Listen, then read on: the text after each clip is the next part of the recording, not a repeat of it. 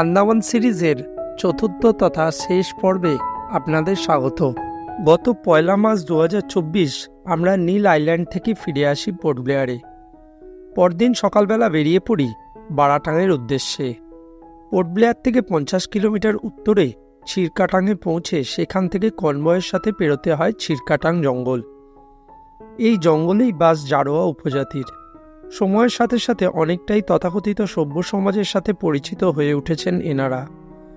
অতীতের মতো আক্রমণের ঘটনা আর একেবারেই ঘটে না। তবুও ছিরকাটাং গেটে নাম নথিভুক্ত করে কনভয়ের সাথে একসাথেই পেরোতে হয় এই ছিরকাটাং জঙ্গল।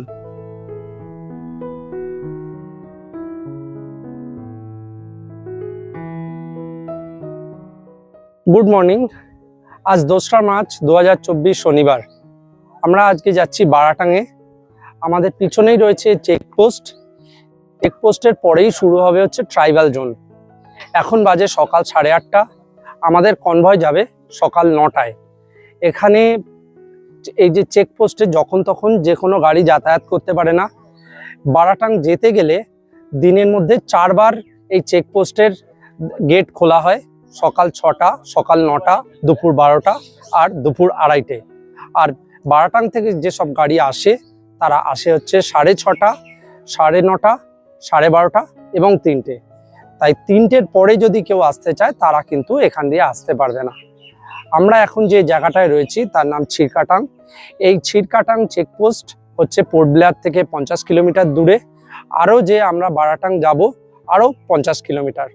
তারপর সেখানে আমাদের ফেরি পার হয়ে যাব লাইমস্টোন কেভ দেখতে।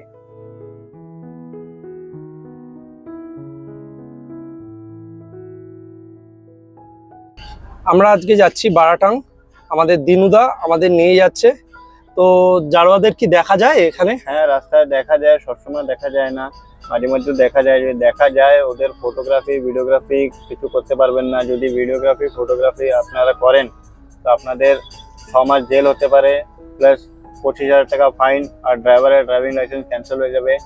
ওদের দেখে আপনি না হাত দেখাতে পারবেন না, গাড়ি থামাতে পারবেন, সির্ফ দেখতে পারবেন আর কিছু করতে পারবেন না।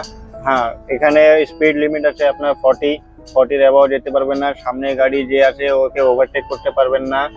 যদি কোনো এমার্জেন্সি থাকে তা পুলিশ আছে, পুলিশের সাহায্য নেবেন, নিজের থেকে কিছু করতে যাবেন না। তো এখানে রেস্ট্রিক্টেড এরিয়া। তো এখানে তাহলে এখানে ভিডিওগ্রাফি বা ফটোগ্রাফি টোটালি রেস্ট্রিক্টেড? হ্যাঁ, টোটালি বন্ধ, কিছু করতে পারবেন না আপনারা। মিডিল স্টেট এখান থেকে ইন চেকপোস্ট থেকে আউট চেকপোস্ট 48 কিলোমিটার জার্নি হয়, 1.5 ঘন্টা লাগে। তারপরে আপনারা পড়তে পারেন মিডিল স্টেট থেকে একটা বোটে উঠে যাবেন বারাটাং আইল্যান্ড। ওখান থেকে যাবেন লাইমস্টোন কেভ দেখতে। কেভ থেকে রিটার্ন এসে লাঞ্চ করে তারপরে ওখান থেকে আপনারা রিটার্ন আসবেন অ্যারাউন্ড 3টার সময়। বাস এইটুকুই। ঠিক আছে, আমাদের গাড়ি ছেড়ে দিয়েছে। আমরা এবার ক্যামেরা বন্ধ করে দেবো। আপনাদের সাথে বাকি যে কথা বারাটাঙে গিয়ে আমরা বলবো।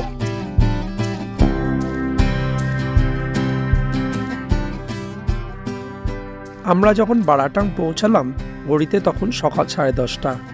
বারাটাঙের মূল ট্যুরিস্ট অ্যাট্রাকশন হলো লাইমস্টোন কেভ আর মাড ভলক্যানো। যদিও আমরা শুধুমাত্র লাইমস্টোন কেভেই গেছিলাম। আর আপনারা যদি মাড ভলক্যানো যেতে চান তাহলে আগে থেকে খবর নিয়ে তবেই যাবেন, কারণ এই মাড ভলক্যানো সবসময় অ্যাক্টিভ থাকে না। বারাটাঙে পৌঁছে আমরা ভিসেলে করে গিয়ে তারপর লাইমস্টোন কেভ যাওয়ার জন্য স্পিডবোট ধরেছিলাম।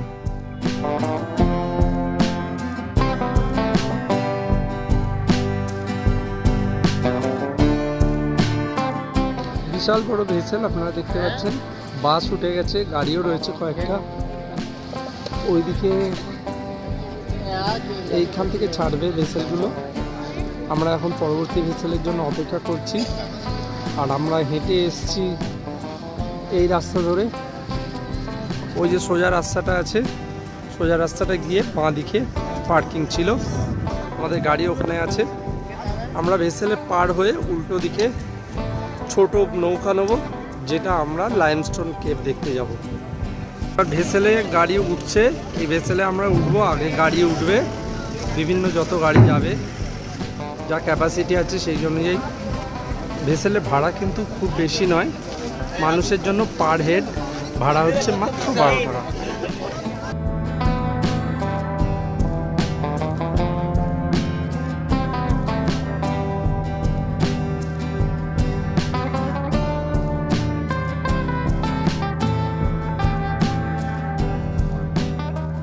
লাইমস্টোন কেভে যাওয়ার পথে এই জলযাত্রায় আপনার চোখে পড়বে ঘন ম্যানগ্রোভের জঙ্গল। যে ঘাটে আপনাকে নামানো হবে সেই ঘাটে আপনাকে নিয়ে যাওয়া হবে ম্যানগ্রোভের জঙ্গলের মধ্যে দিয়ে। কোন সাইড দিয়ে পড়ে যাবে? নীল কেমন লাগছে?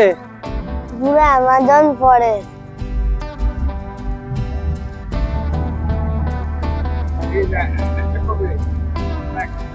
অ্যানাকোন্ডা।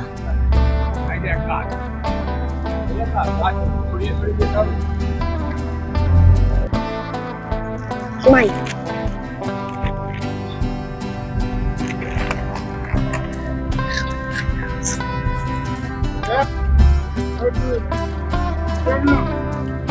ঘাটে নেমে প্রথমে যেতে হবে এই ধরনের কাঠের রাস্তা ধরে, তারপর শুরু হবে মাটির রাস্তা।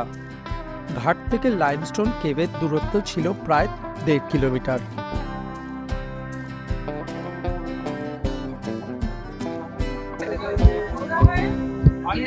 এখানে যেতে যেতে মাঝখানে কিছু লেবু শরবতের দোকান রয়েছে।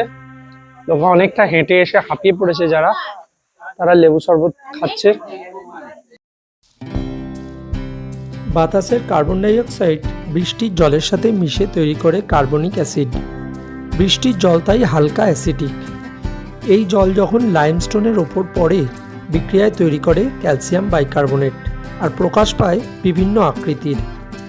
এই বারাটাঙের লাইমস্টোন গুহাতেও সেই ঘটনাই ঘটেছে। একই ঘটনা আপনারা দেখতে পাবেন আরাকু ভ্যালির বোরা কেভসে।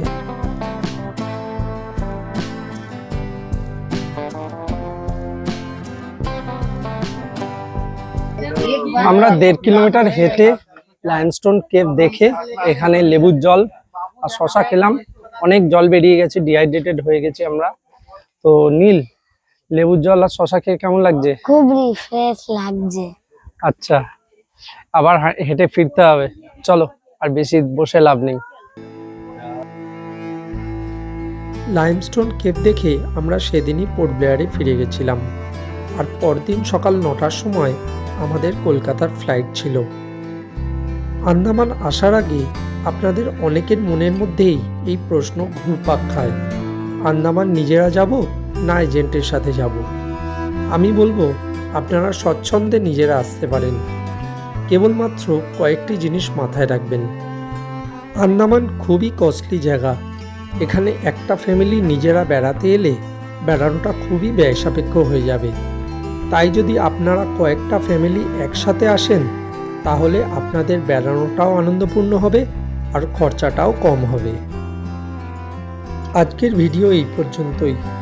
আজকের ভিডিও কেমন লাগলো অবশ্যই কমেন্ট করে জানাবেন, আর এই ধরনের আরও ভিডিও পেতে ভিডিওটিতে একটি লাইক করে চ্যানেলটিকে সাবস্ক্রাইব করে নেবেন।